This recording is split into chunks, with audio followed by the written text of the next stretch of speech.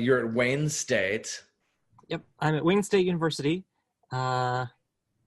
Almost 10 years now, which just seems crazy, but yeah, I'm at Wayne State, enjoying it as much as one can, when you're doing all your classes on Zoom. How strange is that? I mean, you've had to adapt pretty fast to stay in business and have classes through this technology. Yeah, and I think maybe my the fire that I had to, get dropped into was a little cooler, to stretch that metaphor a little bit, because this semester, one of the 3 courses I'm teaching was, I do it online in the summer anyway. So doing it online in the fall, not a big deal. Another one was a hybrid course originally, partly in the classroom and partly online. So making it fully online, not a big stretch. And the third one was a brand new course that I had planned to do in a classroom, but it was a very small graduate seminar, so it was easy for us to have some good conversations over Zoom. And we kind of joked about halfway through the semester that if we were in person, we would no longer need the classroom. The 4 of us would just go out to dinner once a week and talk about music. That's fantastic. It's been good. Well, we're here this evening because you were co-editors of a book about the musicology of one Billy Joel. I think that's absolutely fascinating. And tell us how this all got started. I know it has its origins from about 4 years ago when there was a musicology conference in Colorado, I believe. Yeah. Josh, you want me to start, or do you want to start? Go for it. Okay. So the first, thanks so much for inviting us here to talk with you about all of this. It's been a multi-year project and a lifelong passion in terms of the music. So it's always great to be able to talk more about it. The initial idea for all of this came out of kind of almost a tongue-in-cheek social media post. I tagged Josh and I said, hey, and I tagged a couple of people who I knew were Billy Joel fans in the musicology world, and said, hey, anyone interested in doing a symposium or a conference on Billy Joel? And people jumped on it very seriously and said, yes, absolutely, let me know, I'd love to do it. And I'm fortunate to be teaching at a college, Colorado College, that supports kind of odd ideas sometimes. And so I pitched the idea of a musicology conference to the powers that be and the administrators that had some money to help pull it off, and they said, go for it. So the conference came together with Josh and I kind of co-chairing the committee, the program committee, and bringing in submissions, call for papers for people to come in and talk about Billy Joel's music. But not just to talk about it like scholars would talk about it in really detailed musicological, analytical terms. But also in a way that non-musicologists could understand what is going on as well, right? So it was dubbed a public musicology conference, so that the goal was to distill our ideas in ways that the average fan or intelligent or smart active listener would be able to understand these different interpretations, which got pretty analytical at various points in time. So from there, Josh, do you want to pick up the story? Sure, I'd be happy to. I have to say that the conference itself, it drew a wide variety of perspectives among the presenters. We had people from the field of law, we had people from medicine, in addition to music history, music theory, and the like. So it was, there was like a theological approach in one of the papers. It was really, really interesting stuff. And the highlight for us, I think it's safe to say, was the keynote. We had Billy call in and we interviewed him kind of over the phone in this auditorium where his voice is booming like the voice of God, but it was a fantastic conversation. We thought it would go about 45, 50 minutes. And by the time we started to wrap up, he said, well, you could ask me some more questions if you want. So clearly he was enjoying the conversation as much as we were, which was really gratifying. When it was all over and the dust settled, Ryan and I kind of kicked around the idea, where do we take it from here? We had several of the other scholars who had been at the conference saying to us, when are we doing this again? And it was a lot of work, so I don't know when we're doing it again. although it would be a labor of love. But Ryan and I were looking for other ways to share what had come out at the conference, what had come out from the conference. And what struck us was that diversity of perspectives. So we pitched a book in which the idea was, we've got all these different ways of approaching the study of popular music, in particular, filtered through the lens of one singer-songwriter, Billy Joel. So that, in a way, that becomes kind of the hook of the book, right? That this could be a model, a multidisciplinary model. And there's a lot of music in the book. There's some really, really technical stuff, because we allowed the authors, the contributors, to be a little bit more academic than they were at the conference. So you'll see some music notation and some really fancy analysis, but you'll also see some really cool photos of stuff at the Rock and Roll Hall of Fame, and images of Billy Joel's notebooks where he's clearly tried some lyrics and scratched those out and tried some other lyrics. And so I think if you read through the whole book, you come away with an appreciation for how many different ways one can study this music. Yeah, it's really fascinating. How did you come from a theological perspective, since he's pretty much an atheist? I mean, raised Jewish, obviously, but a lot of people, including myself when I was a kid, thought this guy's, an Italian and a Catholic, but really Jewish the whole time. I mean, no really religion to speak of so much. What theological angles did you tackle at the conference? If I'm remembering correctly, it's a couple of years ago now, but it was it was a paper that was looking at it kind of almost from the universalist perspective of the language of the songs and how the messages could be applied almost across religious perspectives, because it is, as you said, kind of a theological in a lot of respects. But it was delivered by a member of the Colorado College staff who's not in an academic position, but is an active member of their church, and preaches using the music of Billy Joel. It's amazing.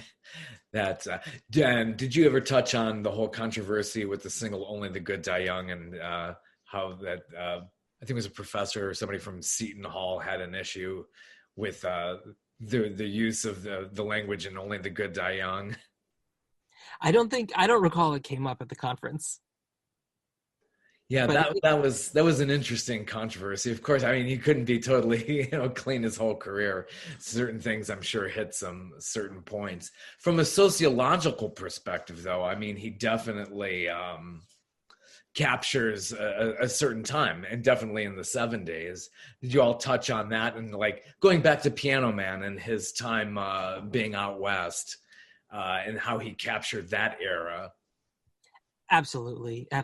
I think that was one of the themes that ran through a lot of the papers, was the way that history was presented through his music, because he does such a wonderful job of capturing an attitude, a time, a zeitgeist, a feeling of a certain place, right? I mean, my presentation at the conference was, if I recall, about how he treats the topic of history in his songs. From, one example was the Ballad of Billy the Kid, in which he sings as if this were the way that Billy the Kid's story actually goes, but it's totally fabricated in the song. And he doesn't hide that fact. And you ask him, he'll tell you to your face, I made a lot of that stuff up. All the way to kind of the end of his career, where he's singing about history itself and the broad sweep of humanity. He's got references to Genesis, and then it becomes this kind of love story, which could really be father-daughter. Oh gosh, I'm embarrassed to say, what is the title of that piece? You thinking about Lullaby? No, although that's another really good father-daughter one. It'll come to me. Are you talking about at some point later in this conversation? Are you talking about the final track on River of Dreams? Not the final track, but it's on the B-side, that's for sure. Anyway. I'll let you know when I come up with it. Yeah, I mean, it's like there's so much there, and it's like, "Well, I know it. It's on the tip. I've heard it thousands of times. Oh my gosh!" But Yeah. going back to his very like early Got solo, yeah, it. it came to me. 2,000 years. Okay. Oh yeah, absolutely. Yeah. That's the one. That's the one. Yeah, I love that and how he did that in concert too, as well. It really captured seeing that here's a new decade, uh, the new century is coming upon. If you forget about that after all these years, now we're 20 plus years into this new century, and how he was really just summing it all up for 2,000 years. Yeah, just brilliant. In his early career, solo career, after he did the bands like Attila and stuff like that, did you all talk about like the Cold Spring Harbor era and how it seemed to be like he was heavily influenced by Bob Dylan? Yeah, there's so the paper that I gave at the conference looked at, and it's the version that was converted into a chapter for the book, kind of looks at the greatest hits albums and talks a little bit about like why some of those earlier songs are not on there, right? I mean, obviously they were not the big hits, right? Piano Man was the first big hit, but thinking about the ways those songs shaped him as a creator, right? And like you said, it influenced him as a singer-songwriter, right? Billy kind of wanted to start off as a brill building kind of guy. Like he wanted to write songs for other singers, but he ended up singing them himself. And that's one of the things that's been really key to, I guess, the positive and negative reception of Billy Joel over time, right? There's a lot of critique that he's derivative and that he sounds like other people, but it's that a lot of the time he's writing in the style of other people, and he just happens to be the one singing the song. If he had given the song to someone else to sing, then they wouldn't have thought about it as being derivative at all. It would have been like that artist that it sounds like. And in many ways, my chapter in the book is about that. My chapter in the book is a little different from what I presented at the conference. In the book, it's about the links between the Beatles' Sgt. Pepper and Billy Joel's The Nylon Curtain, which, to someone who's familiar with the Beatles and then goes and listens to The Nylon Curtain, you'll say, yes, of course.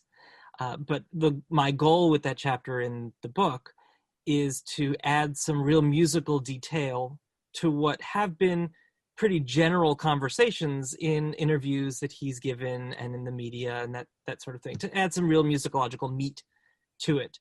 But in many ways, he's writing to sound like McCartney's songwriting, or he's singing, and he admits to this, singing like John Lennon, because he was at that time in 1982, he was still feeling traumatized by Lennon's death and the realization that there would be no more Beatles, kind of an end of the era perspective. At the same time, the whole album is capturing this idea, the American dream seemed so tantalizingly close, and now it might not come true for the next generation. Oh yeah, did he get that? Especially with Allentown. I mean, he didn't have huge hits off of that, but Allentown really got it, and it's about the only time he really got political. The Inside Jacket, I don't know if you've seen the LP to The Nylon Curtain, but it shows like the row houses and all of that stuff about the American dream. And I love the cover. It's like basically that's like the novel of America at that time. With the hues, the shades of orange, like it's a sunset. I mean, the visual imagery is really powerful as well, which one could argue, and I kind of wish I had argued in the chapter, is not all that different from the visual imagery that you'd find on the Sgt. Pepper LP. Mm-hmm.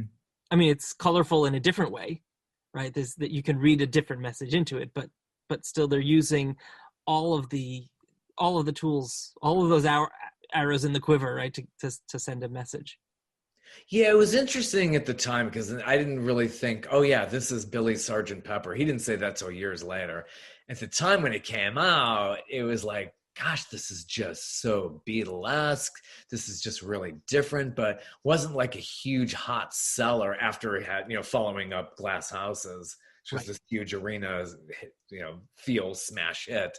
And then he got very creative. And at that time, It took about 6 months for him to write, record, get that out, which was considered a long time back in those days. And now here we are years later. Right. And he would probably also admit that he doesn't really enjoy writing songs as much as having had songs written. Yeah. And some of the covers he did with that Greatest Hits Volume 3, which he just seemed to adore just covering. And you could see where those influences were on him all those years. Yeah.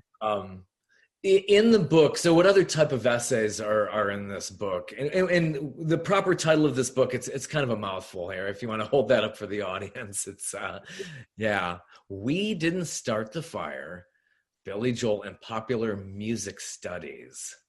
This is required reading for those studying at Wayne State and Colorado College. So what else is in here?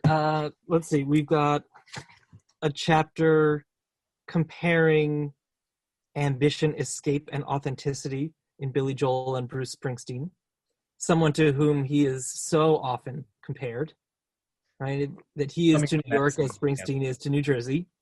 Right, and that's an article, essay by John Scheinbaum, who's also a Colorado professor. He's at Denver University, and he does a really interesting comparison and analysis in this chapter about looking at Moving Out versus Thunder Road, and kind of some of the different themes and similarities, both lyrically and sonically, both in terms of the soundscape as well as the music itself, as a way of looking at the comparison between Billy Joel and Bruce Springsteen, who is someone, as Josh said, is often referred to. And so it again digs that much further deeper into that existing comparison in the same way that Josh did with the Beatles. Like, there's something that's there, but let's dig deeper and really show how far it goes. Right. After that, there's a chapter on piano culture. Well, the proper title here, Billy Joel, Piano Culture, and Rock's Road Not Taken, Jonathan Bellman, also a Colorado representation there.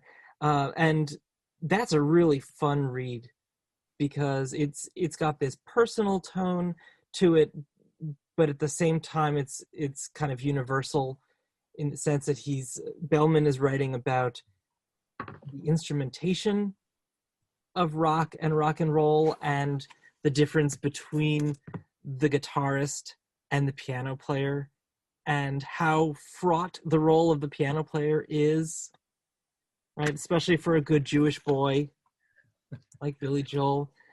He also does these great transcriptions of different versions of I think it's Travel in Prayer. He goes to live recordings and transcribes and notates out, and these are included in the book, transcriptions of the piano solos, and does an analysis of the development of those solos and how they evolved and then finally became locked in place by the time of the recording, as another way of showing his creative songwriting process. That's fascinating. That really is. Do you touch on when he does Souvenir and how that was inspired by a classical piece? That's kind of an interesting how he's explained that in the master classes. How he was, I'm forgetting what composer inspired him for that particular piece, but that was kind of a fascinating thing. We're going to save that one for volume 2. Yeah. And he's one of these very few artists who did these master classes, and it's like, here's the genius and the development behind some of these songs, and I'm sure that probably helped quite a bit as you were developing this.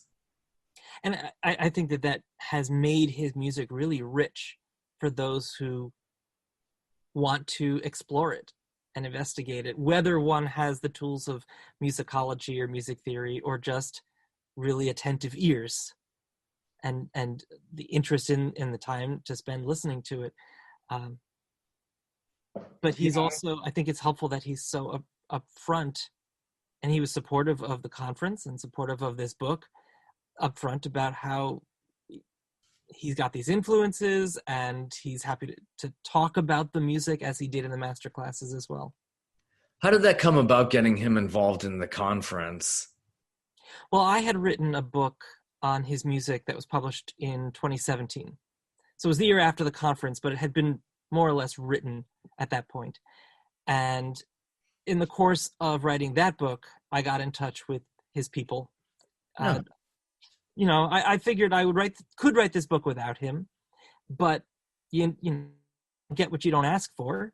So I pitched the idea that I'd love to talk with him about his music, and I wasn't just a fan, although I certainly am a fan, but also, applying this scholarly perspective. And I guess it was my lucky day, because the answer came back yes, and we spoke on the phone, and then about a month later, I spent a day with him at his house on Long Island, and he was really, really gracious as a host, and he was happy to talk about his stuff, and so we kind of started a relationship that way. And so I was able to draw on that relationship when it came time to plan the conference. And so, we had invited him to the conference. He was unable to be there in person, which may have been a blessing in disguise, because it certainly would have changed the scene, right? Yeah. But we were thrilled to have him on the phone, so we could actually ask him questions that came up at the conference, some of which, have influenced or made their way into the book as well. That's one of the nice things we were able to do with the book, was draw on that interview, and that interview itself is published as an appendix to the final chapter of this volume. So it's got it's not really an edited transcript. It's really what he's saying, the order of the questions and how we did it all. So it's kind of like this raw, archival document that people can use now to inform future work on Billy Joel, because as wonderful as he has been in the, in the master classes, like you're saying, he tends to tell the same stories, right? We tend to hear the same things, but just what a lot of artists do, right? You get your thing and you stick with it. And what we found happened and was wonderful was that he opened up about a whole bunch of stuff that he hadn't, necessarily said in those ways, or in those, those deeper musicological and analytical directions, because when he does interviews or talks more generally, he can't engage at that level necessarily. Yeah, that I've always noticed, and a lot of artists do that. They have that prepared story behind the same thing. So I think coming at it from that academia level definitely helped.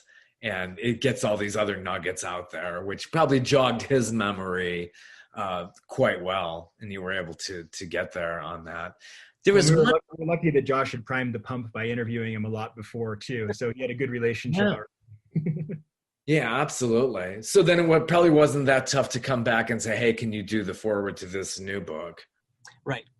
Well, when we were interviewing him at the conference, he asked for a full report on the conference. And Ryan had worked really hard with the students and the staff at Colorado College to make sure that every single presentation was captured on video. So we were able to send several DVDs over to Billy Joel. And, I don't know whether he actually watched them, but I'd like to think that he did, made a bowl of popcorn and, put it on like for the Saturday night movie, just learn, a lot of public musicology. But so he knew what was going on at the conference. And I don't think it was a terribly big ask at that point to say, would you like to do the forward? Of course he could have said no, and we would have gone on, but it is so much richer now that he did. Yeah. And it shows you how much he really appreciates academia, even though here's another contrast, didn't graduate from high school, all that stuff. And it's funny to see the contradictions and to see obviously how far he's come. Right. Of course, he probably had some honorary degrees too as well. Yeah, you could say that. Very good. Did you get the feeling when you went up there in New York that he really captured all the lightning in a bottle? Like he really got the culture. I mean, you got immersed in it when you went for the visit. Oh, sure. And we spent some time at his piano. I sat on a chair next to the piano, as much as I may have wanted to share the piano bench with him. Boundaries, but. We spent a lot of time at the piano where he would play through musical ideas from classical composers that had influenced him. He's a big fan of some of those Romantic era folks, especially Beethoven, Schumann, all of those folks. But one of the things I found fascinating was talking about songs where he had a particular melodic idea in mind that you don't necessarily hear in the final recording. And so he could play and kind of mark his way singing through the song for me while emphasizing that melody. And it's a whole new way of hearing the song. Yeah, I find that to be really fascinating. And the one that he always keeps referencing is Laughter in the Rain, which became Moving Out. It's like he steps people through that. And I'm like, what? How did you even, how did you build on that? And that really is amazing. I'm sure that was probably amazing how you were at his piano and he's like saying, here's the origin of this. Yeah. It was really great. And we could talk on a technical level. I was asking him about songs where he did some really unconventional things as far as the harmonic progression, the chord changes. And the response that I got from him, in retrospect, it really fits his story. But at the time, I was kind of struck by it, that he really didn't have the technical facility. I mean, he kind of didn't practice his chord, his scales all that much, but he would play what sounded good. And then he found himself, after doing all these really interesting chord changes, that he'd kind of painted himself in a corner and he had to figure out a way to get back to the white keys, to the key of C. Right? And what came out of it is a really cool song. State of Grace was the one that I was off of Stormfront. Stormfront. Okay. Yeah. It's just wow. I just can't even picture like sitting next to him and it's like him going through all of that and discussing how it came to fruition. I was really honored. I was really honored to be there with him, and even the conversations we've had subsequently. I spoke with him for the chapter in this book, about Sgt. Pepper's influence on him in particular. And I really appreciated how he's respected the academic mission and the tools that not just me, but that everybody at the conference and everybody represented in the book, which is really just the tip of the iceberg when it comes to the conference, but the tools that they could bring to bear on his works. I think it's fascinating how he basically is pretty much self-taught. And how does that even come to being? How could you teach yourself? I mean, he did have piano lessons as a kid, but not much. Never learned. I mean, like many of these stars, never learned to read music. Is it an innate ability? Is that something that you've studied? Either one of you have studied about how people are able to pick up a guitar and a piano and then teach themselves and then create songs that way.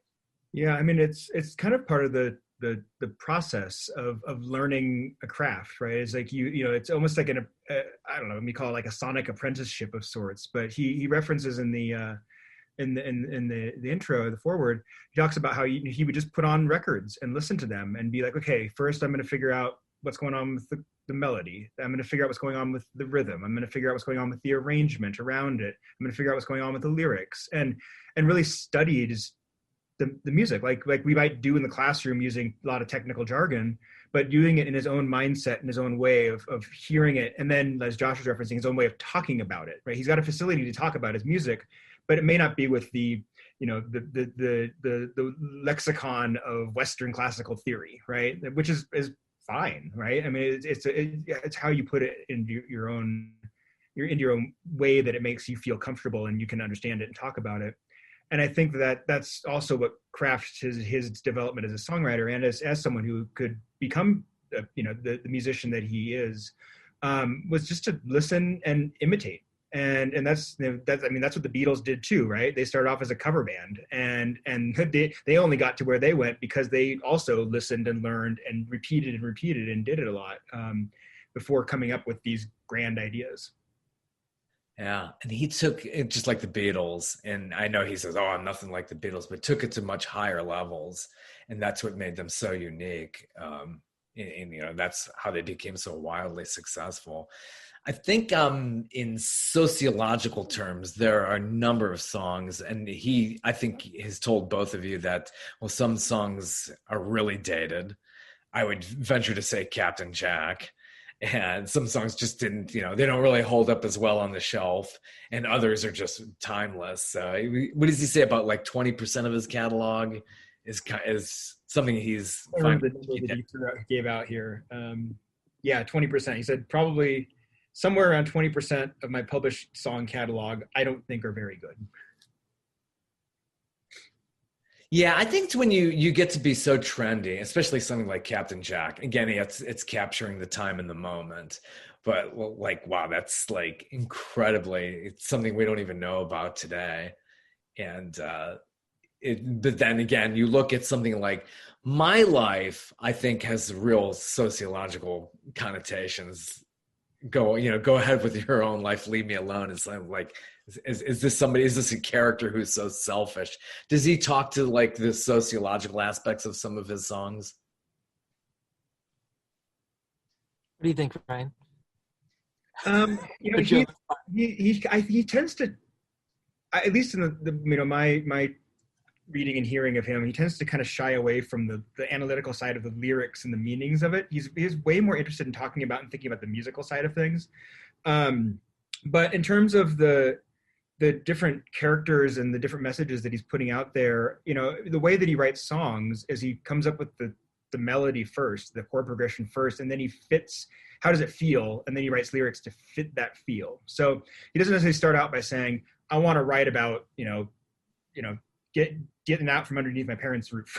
Like, I'm not going to write, that's not how he starts a song, right? But something about the process of creating maybe triggers a direction for the lyrics. But also, if you look at the lyrics and you look at the chapter that we've got in the book here that is about his songwriting process, lyrics change pretty wildly in some cases from the initial idea to the finished product. So I don't know, Josh, you've got a lot more under your belt in terms of his, the sociological side of this, but. I think that he's such a history buff. I think that it is actually more fruitful to talk about his songwriting as capturing moments in history. And I think you can do that certainly with Captain Jack. But one that for a lot of people really does it is Scenes from an Italian Restaurant. Yeah. And there was a lot of talk at the conference about that one, to the point where we asked him directly about, what is going on in this song. And not only is it capturing moments in history, but it's doing it in this kind of nostalgic way and using music to literally travel through time. You've got these long musical passages where, as he put, the pages of the calendar are flipping back, right? And then changing the style of the music to reflect an older period. Now, if I recall from one of the presentations at the conference, there was some critique that maybe the style of the music wasn't actually matching the period that he was singing about. But as with Ballad of Billy the Kid, it's kind of like, don't get lost in the details. Right. Yeah. Right? We're referencing the past, and it's a farther past than our previous reference to the past. Right. And it, becomes very effective, but it's also a lot of fun. And in that song, it tells a story that is kind of familiar. Yeah. Maybe to a particular generation, but certainly to, an American scene, that idea of like the king and the queen of the prom. And they didn't realize it. We didn't realize it. Nobody knew it at the time, but being king and queen of the prom was as high, as good as it got for them. Yeah. And now, we all have high school reunions, right? We go back and oh my goodness, what happened to him? What happened to her? And that's kind of the gist of a large portion of the song. But at the same time, you could talk about the musical construction of it, both as time travel, but also as a Beatles reference. I mean, it's kind of his A Day in the Life. Yeah. where you have different musical ideas that are woven together. It's true, and something that a lot of us can relate to. I think that's another huge selling point of an artist like this. We could so relate to these lyrics, although, hey, don't read too much into these. It's like, this is what just came to mind, because it's really the melody first. But it is interesting with the stylistic choices that he makes, and he does that with Italian Restaurant. Another one that really comes to mind is Downeaster Alexa. Of course, that gets a little bit political too, nothing like Allentown, but he was, it kind of reminds me of the wreck of Edmund Fitzgerald. It kind of has that kind of being at sea kind of feel to it. And there's a whole chapter on that song in the book. Oh, wow. Yeah. Morgan Jones is the author of that chapter, and he did a lot of research on it. He actually wrote his doctoral dissertation on Billy Joel, not just that song, but that song played a big part of the doctoral dissertation. But the idea of trying to write a folk song, that only folk music could really capture what he felt was being said through that music. And there are particular things that show up sonically that help us to understand that. Moving the drums so that they're not hitting on 2 and 4, but they're hitting on 1 and 3, which, in the grand scheme of things may not be all that remarkable, but it's such a change from rock and roll and rock. It just turns the whole thing on its head, and we pay attention as a result. Yeah. It really stands out. That drum progression too. It's really, and as far as being in Stormfront, it kind of has that whole seafaring theme to it, Right. Which he obviously probably showed you and loves with being on the water. Yeah. Yeah. When I was sitting with him outside at his house, he would point to boats sailing by and tell me about the boats. Just, oh yeah, that one is a, this or that, or some kind of rigging. I don't know, but he knew. So, and he's designed his own boats and whatnot. So this was clearly familiar territory to him, but also he grew up on Long Island and he's singing about Long Islanders. And you could say that it's the story of this one guy out on his boat, but really it's the story of lots of guys at the time who were struggling. And if you really want to dig into it, which I did in my 2017 book, there's a lot of politics, there's regulation at work here, there's gentrification at work. You could say, thanks to the construction of the Long Island Expressway, those far reaches of Long Island are now changing, and they don't look the way they did before to the people who've lived there for generations. So there's really a lot to it, and I think that Morgan gets to some of that, and I get to some of that, but it's a lovely song to listen to, and it's one that he's particularly proud of. Yeah. But there are many layers to that onion. I love hearing Yitzhak Perlman. He joins me on that. That's just, it really brings that to a whole other level too. You just feel like you're out at sea. It's just like the rolling waves. It so conjures all of that. And also how he captures the frustrations of things. I think this is throughout all of the US. He captures this in No Man's Land. And especially the music in No Man's Land. This is the opening track to his last pop album, released in late 1993. Totally. I mean, I think a lot of us could relate to that. Oh yeah. Yeah. I mean, he'd probably describe it as a look out the window song, and he used that phrase for Captain Jack when I was talking to him about Captain Jack. But in No Man's Land, he's looking out the window, or he's driving around town with his daughter saying, this is not what this place used to be like. Things are changing, and not necessarily for the better. Yeah. And again, with the music in that, you could just feel the pounding, the anger with that. We all feel that way. Not just like gentrification so much, just the commercialization and how, so many people are turning into zombies. Just consumerism totally gets that. That's a good driving song. Especially when you're driving around all this stuff. or sitting in traffic on the Long Island Expressway. Oh, I like don't know how many of us have had that experience, but yes.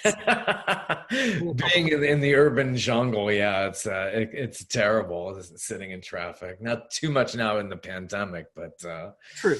pretty close to that. Wow.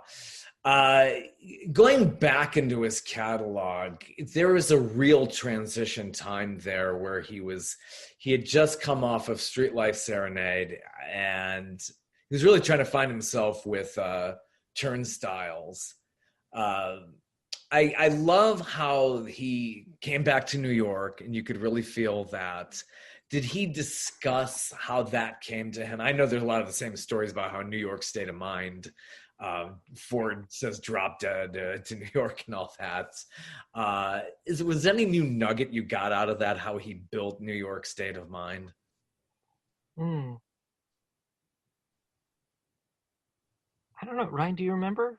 I don't remember that being kind of directly addressed, but it is, I mean, certainly it's, you're getting at something that I think is really interesting about Billy Joel, but also artists in general, is the way that we construct their kind of biographical narrative around their songs and their different stages of life and different transitions, and how we can read into them or not in the way that we, hear their maybe personal development and growth alongside the cultivation and development of their own music, right? So whether it was a conscious decision or not, he did, made these pivots and shifts, and we do hear those moves as he physically moves around, right? And as he physically grows up, right? You definitely hear a man going from being in 20s to 30s to 40s, right? And we get that trajectory across the set of albums, going up to River of Dreams. And that's where I wish there was more, because I'd like to hear what he thought, what he was writing, thought about as he was in his 50s and 60s, and he talks about his life now since then, and I would hope and think that he's written other songs. Maybe he's just not sharing them, but that we no longer have that narrative of his life, right? It gets cut off in 1993 for all intents and purposes. I mean, we'd get a couple of other things, including the classical album later, but we also like to ascribe who we think of and who we vision artists to be based off of their catalog. And as closely as Billy Joel is tied to the idea of New York, one of the chapters in the book examines Allentown as a city and Allentown as a song. Yeah. And the interaction between the two, because the song was not always received warmly in the city, that's a chapter by Sarah Messbauer, and she goes into some of the business research about branding schemes, but also she mentions some fascinating answer songs where people in Allentown had written songs kind of in response to Billy Joel's Allentown, which places it in a long line. I mean, you can find answer songs going back to Tin Pan Alley, if not earlier. So to me, it was this wonderful moment of a very specific moment in history, in Billy Joel's career, in Allentown, but also connected to the broader arc of American music and music history. That's interesting. So in that essay, did it talk about some people in Allentown were really into it, others were like, yeah, wait a minute, this is an outsider, he's not getting it here, hold on? Yeah, there was certainly some resistance and some eye rolling, and just it's not that that Billy Joel never went there, because he did. I mean, the whole Lehigh Valley was kind of bread and butter. It's not that far from New York, and the venues were the right size for him at a particular point in his career. I think that some people were afraid that they and Allentown and their hometown would be abandoned once he got bigger. And maybe this wasn't what they wanted to be remembered for or known for. But at the same time, they give him a key to the city. Right? So you mentioned contradictions. There's plenty there too. Yeah. he's such an inspiration because, just like, David Bowie really went all over the place through his career and just constantly changed. But Billy, as you could see as a solo artist, really changes it up too. And after Nylon Curtain, goes completely to the other direction and really builds an album upon his roots.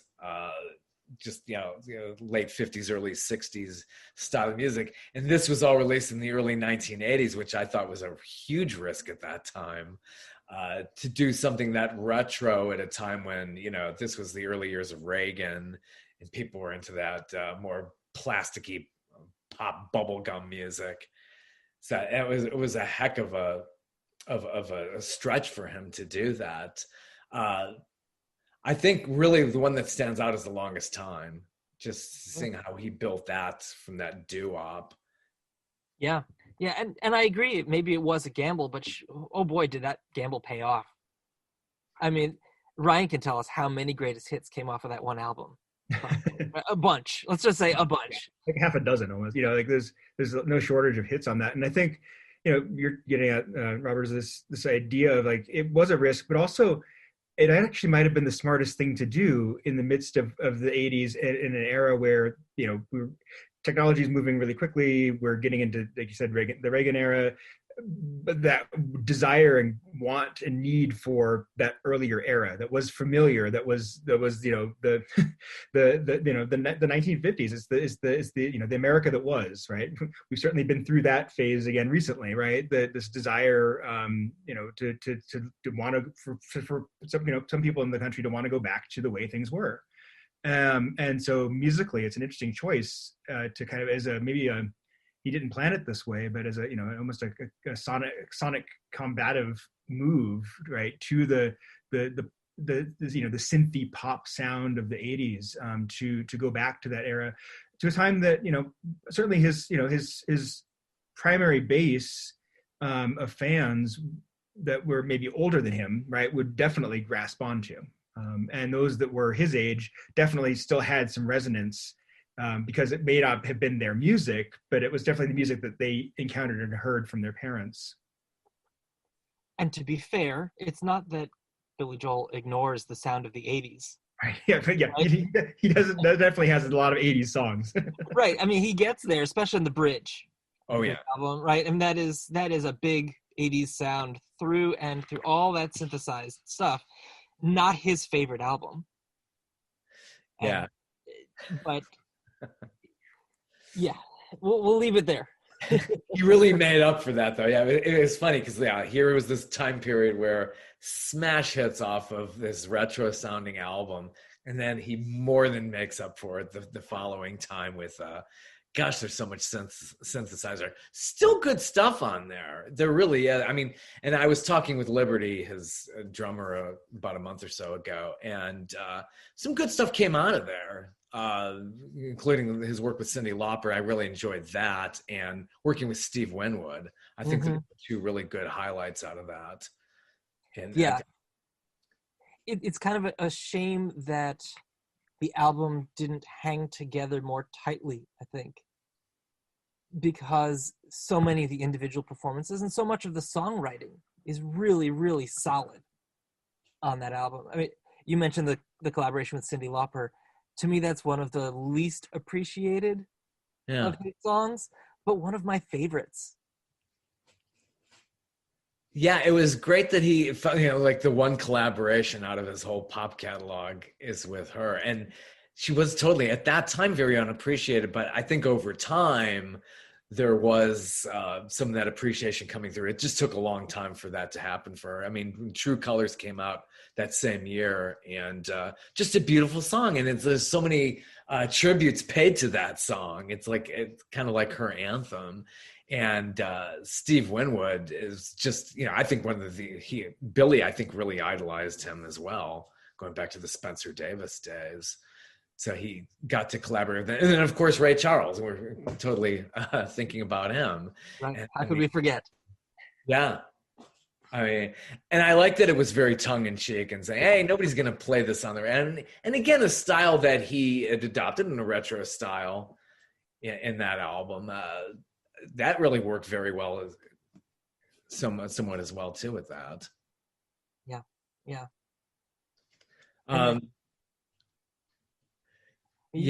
You had mentioned how the great variety there. It's to some degree you need a neck brace, because where do we go from there? We go to this very raw bar band sound. Right. The very next album with Stormfront, which is great, for other reasons. Oh yeah, absolutely. I mean, the way, and of course, the title of your book, here he's going through that.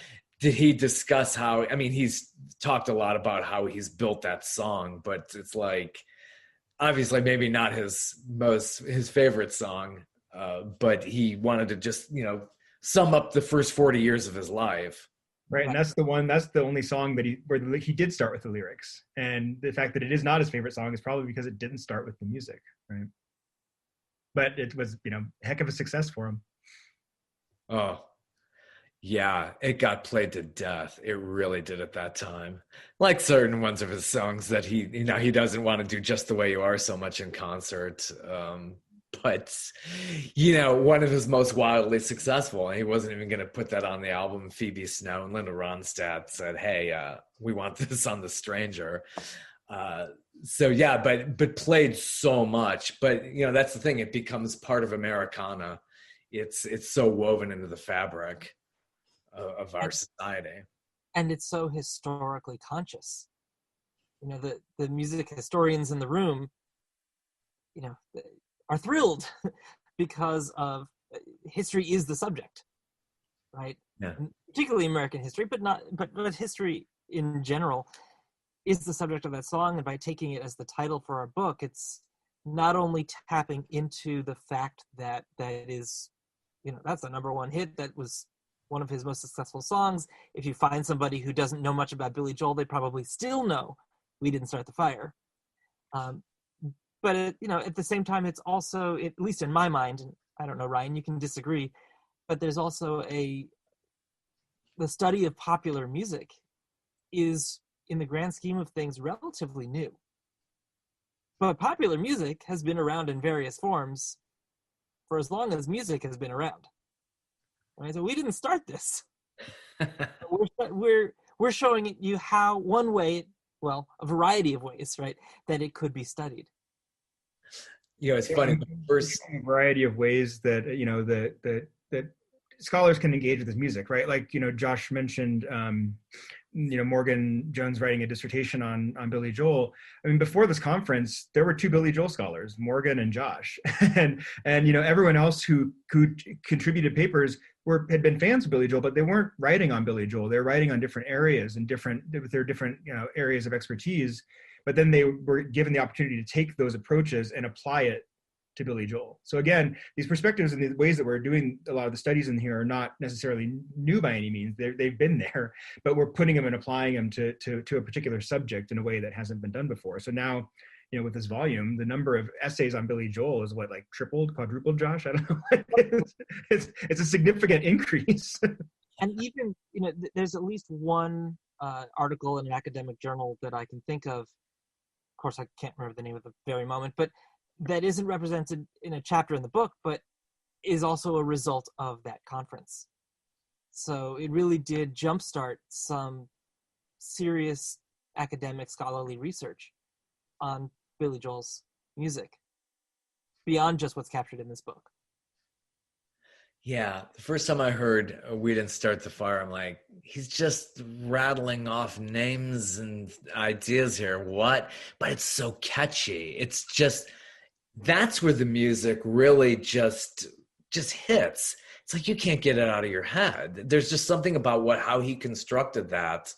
Simplistic, but yeah, there's just something about a melody like that it just soars, and that's huge reason why it hits number one. Although, to be honest, I think at one point he compared the melody of that song to a mosquito. He doesn't realize the genius in that. It's like, there's just something about that. It just really you can't get it out of your head. It is an earworm. An earworm, yeah, definitely. Yeah. That is incredibly true. Yeah, you know, you talk about something getting overplayed so much and going back to Just the Way You Are. That's, another one that was a huge hit and that just has just this really sinking melody that you just totally just adore. And She's Always a Woman. You know, those I think probably lyric wise get completely overanalyzed as well, which I know he's discussed. And misinterpreted. Yeah, completely, especially with Just the Way You Are. It's like, what? He's being a misogynist. How does that even happen? And with She's Always a Woman, the number of people who thought it was She's Only a Woman, like it was patronizing, it was not even the title of the song, right? She's always a woman. Like the qualities that make her a woman are actually the redeeming qualities. Yeah, yeah. Makes him a better person. Right. He's paying homage to a woman and not, but especially at that time in the 70s, it was like a lot of women's lib that were going for the equal rights amendment and all of that. So yeah, The Stranger just being as big of a hit has a little bit of an autobiographical touch to it with Vienna. He talk about how he's built that song up and using the instruments that were used in that. You may have just hit on another one that I don't recall him discussing very much at the conference. No. Just that it was about his dad, and he really just got the spirit of the whole scene of Vienna. Mm-hmm, mm-hmm, for sure, and it's a very, I mean, he really captures a vibe with that introduction to that song. Man, and then when the vocal comes in, I hear it. Maybe other people would hear it differently, but I hear so much innocence. Yeah. The timbre of his voice and where the melody is placed, but the message isn't necessarily. I mean, the message is delivered by someone who's kind of seen it before. Like, slow down. Yeah. Slow your roll. Take your time. It'll be okay. Been there before. It's all right. So I think that song, there's so many layers on that one as well. Yeah. It's how the music is built to a theme like that. And, you feel like you're in Vienna going down the waterway. Just you could, this is before music videos too, which I loved about The Stranger. We had the 8-track in the car and I was able to just like use imagination and put the imagery to the music. And music videos really, which I know he complained a lot about, took away from so much of that because an image then became attached to it, whether it was a concept video or a performance video. I remember he's the one who wanted to be, as Ryan mentioned, songwriter, not the singer-songwriter. Yeah. So now he's got to sing his own songs, and then you want this guy, you want to see him too. That became part of it, yeah. And he joked a lot about that in concert, saying, "Oh gosh, I'm not Cary Grant here. What are you expecting?" I like some of the innocence though that came through in some of the songs, like "Leave a Tender Moment Alone," and how he conjured up Burt Bacharach for that. Just really, really, just I think that was a great combo. I like how he was able to do something like that. For sure. Another one that I don't recall was discussed very much at the conference or comes up in the book, but you had mentioned kind of the gendered aspect of some of the songs. That is something that comes up in the book quite a bit. That's Elise Morera's chapter, and it's not just about the gendered aspects, but about gendered embodiment, because she's looking at American Sign Language interpreters who have to interpret Billy Joel's lyrics. Yeah. All of the baggage that gets attached to those lyrics.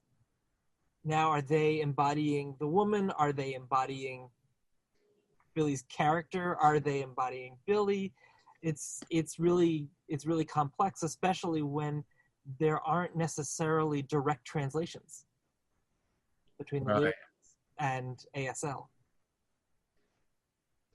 That's incredibly interesting. Sign language and how that could be translated as well. Yeah.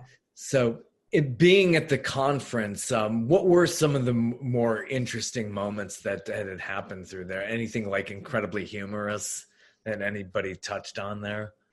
There were a lot of lyrical puns, like a lot of people working certain lines or song titles into their papers, both in terms of the presenters giving their papers, but also the audience asking questions as well. Like there seemed to be a very there's a lot, because everybody knows the catalog, everybody knows all these songs, so there was a lot of that, kind of humor in terms of the insider knowledge of being a group of people that don't usually get together to do this kind of stuff, except for, going to massive concerts, but you're not necessarily talking about the music. You're there just to listen to the music.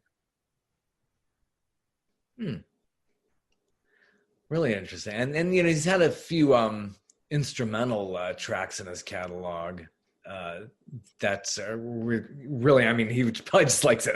I don't have any lyrics for this. Like, let's go for it. Did he discuss anything about that? I was like, here, I've just got the melody. I'm out on lyrics here. I think one of the ones we talked about is an instrumental was Root Beer Rag. And that came up, because he wrote that because he got this new synthesizer he wanted to play with, and he wanted, it's a piano rag, but if you listen to it, there's this really high pitched synth that floats in and out of the whole recording. So we talked about that in terms of like the ways that he sometimes plays with technology and plays with the new thing that comes his way, so that he's not always bound to the piano. And actually, we talked about "We Didn't Start the Fire" song earlier. I mean, that's not a piano song, right? That's a guitar song. And when he does it in concert, and he stands at the front of the stage with his Stratocaster or whatever guitar he's got, and rocks out. So, in terms of song, this is something that I don't think came up, Josh, in the conference or our book, but I think something you've done some on, if I'm remembering, where you've looked at the songs that are not lyricked, that don't have lyrics, and maybe I think it's your work, where we, if it's not, fake it here, where the songs that are, it's not because he didn't come up with a good lyric, it's a song that just isn't, it's not a song, right? It's not lacking a lyric, it just never was intended to have one. I think a great example of that is the prelude that you hear before Angry Young Man, which, I mean, he'll tell you what the prelude is about. It's about something. It just doesn't need lyrics to convey the kind of combativeness that it's meant to embody. It's really about this guy who was working for him, who had been so scarred by his experience in Vietnam, probably before they would call it PTSD, that had kind of created a toxic workplace, and Billy had to let him go. And as a result, this song comes about where in a conversation between them, where Billy is saying, "I feel for you, man, but you can't work with us anymore." And the guy kind of creates this Pontius Pilate, Jesus Christ dichotomy, and Billy realizes, man, if he's calling me what I think he's calling me, then he's the one with the Christ complex here. And so there's this grandiosity to the song, there's this combativeness, and you can hear it in those machine gun C's that he starts with on the piano, all of the hits on the drum and the cymbals and the back and forth, so that by the time we actually get to the song Angry Young Man, things kind of calm down. Like, that song is much, much calmer. We can breathe much easier, even though that's where a lot of people would find the meaning, because that's where the lyrics are. Yet there's still a lot of meaning to the instrumental that preceded it. And I think it's great that for a long time he would use that as his opening number in performance. I mean, there's pianistic acrobatics to that song. It's really impressive. It's really hard to play, at least for me. At one time I could do it, but I'm really rusty now. It's hard for him to play now too. Yes, there's that too. But I think it's really fascinating that a song with such aggression and such animosity behind it becomes this celebratory opening for so many of his live shows. Oh, it was such a great live opening number. I love when he opened up with it, but yeah, it takes a lot of energy, and at this stage, yeah, I'm like, no. Looks like the piano would have a hard time taking it too. Isn't that kind of tough on the piano? I would think strings would be blowing up everywhere. Probably. Yeah, fortunately, he's got a really good piano and a really good piano tech to to take care of things like that. I would hope so. Yeah. Wow. How does he inspire you all as musicians, though? How you do your own music? How does that affect you?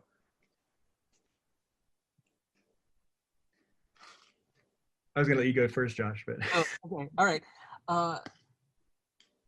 In answering that question, what comes to mind for me is high school, because I mean, my encounter with Billy Joel was listening to it in the car because my parents were listening to it. I grew up in Connecticut. I'm the son of two New Yorkers who met at Queens College, so of course it was going to be in the car.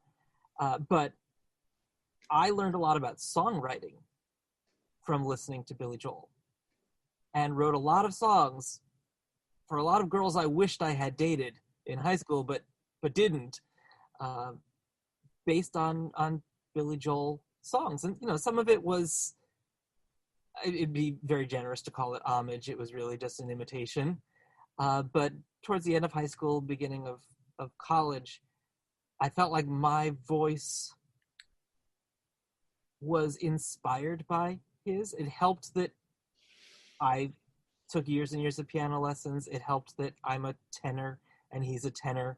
It helped that he was describing places and sounds and emotions that were familiar to me, at least vicariously through my parents.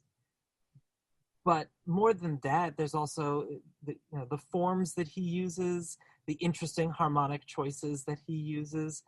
I mean, that led me to believe, even if I wrote the lyrics first and he didn't, that there had to be something more than just the typical three chords to make this song interesting. I mean, the craft of his songwriting really made an impression on me. Nice. Yeah, I think I share a lot of that similar experience with Josh, which is one of the things that's, we talk about this a little bit in our introduction to the book, is like we actually, even though, I didn't meet Josh until, I don't know, 10, 15 years ago, somewhere in there. But like, that we both grew up I grew up in Portland, Oregon, in the Northwest, in a completely different, environment than Connecticut, but it's similar in some ways, I guess. But that we both came to this music, and, it infiltrated my high school days as well. I played a lot of these songs for a lot of people when I was in high school. And I think for me, the way that it's been influential are two ways. One is, the way that it feels under my hands on the piano, like that whenever I write music now, not necessarily just like songwriting, but I do a lot of music now for theater and for performance, that I want it to always feel good on the fingers. Like I want it to just naturally flow under the hands and feel like it's just there, as opposed to being something that is too difficult. Even the prelude, but as complicated as it is and as hard as it is to play, it's still really just it fits when you lay those chords down. The hands they go right into the right spot. So that kind of natural feeling of the instrument is idiomatic writing for the piano is really key for me. The other thing is being this is also something that Josh and I had in common too, is that we both, when we started our graduate work and started our studies as budding young scholars, we're told, no, you can't study the music of Billy Joel. So because it wasn't it's not a subject that was going to work in the academy.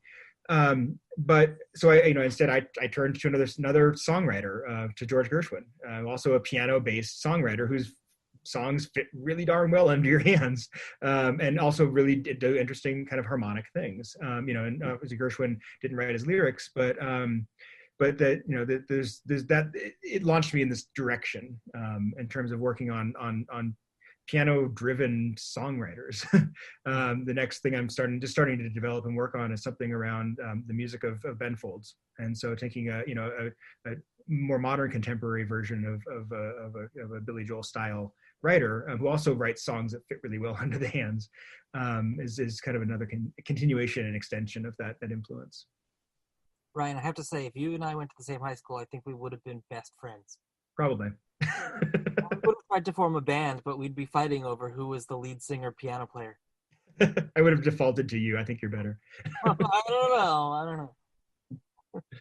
Oh, that's funny.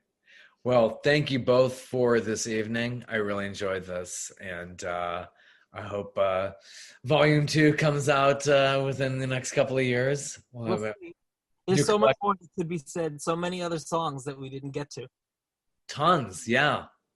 There's much to be written, probably a few more volumes, so that'll keep you busy for a while. For sure. Well, I appreciate it. Thank you so much for your time this evening. Thank you very much for the invitation. It was great to talk with you. Thank you. Take care. Have a good one.